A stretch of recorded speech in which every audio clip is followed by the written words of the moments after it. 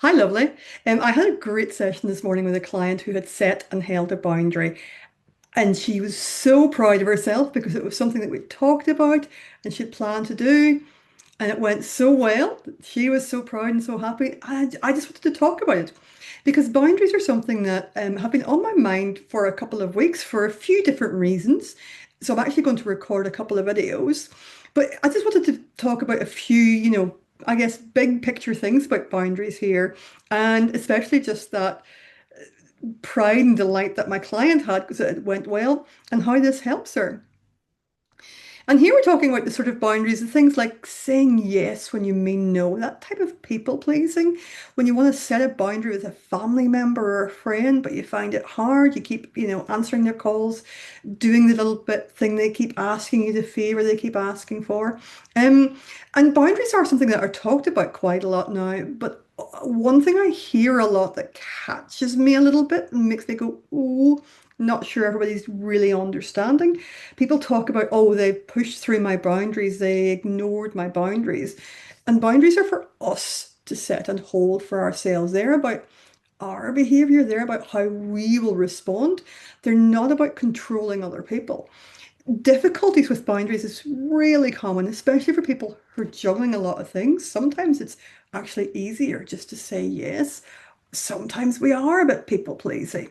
Setting healthy boundaries, not something that we all know how to do, and people don't want to appear difficult.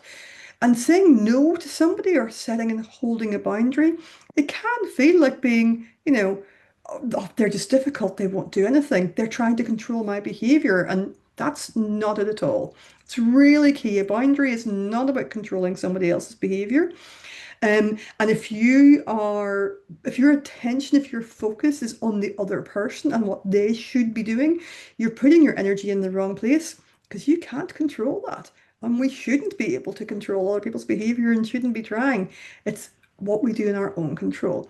So I guess to think of a bit of a metaphor that's very valid around this house at the moment, because we got a pup recently, a boundary is the fence. A boundary is the fence around your property.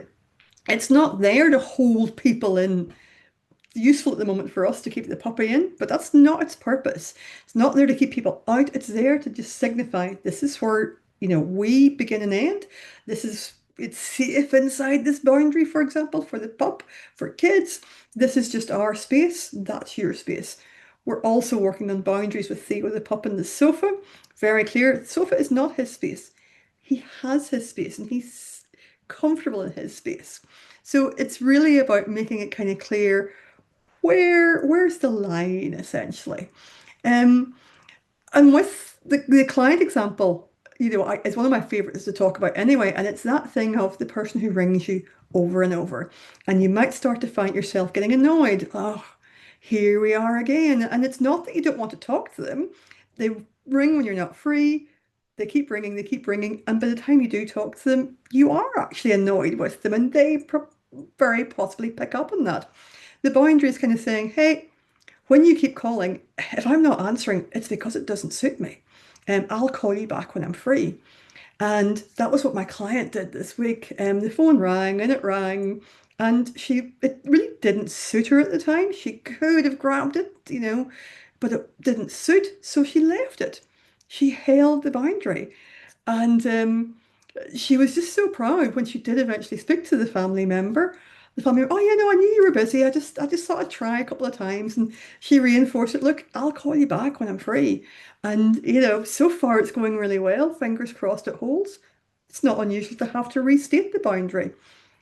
The thing is, the bit you can control is you don't react in the way that is unhelpful for you.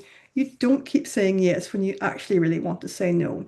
You don't let somebody invade your personal space and go, oh, well, it's just, this is what I have to do.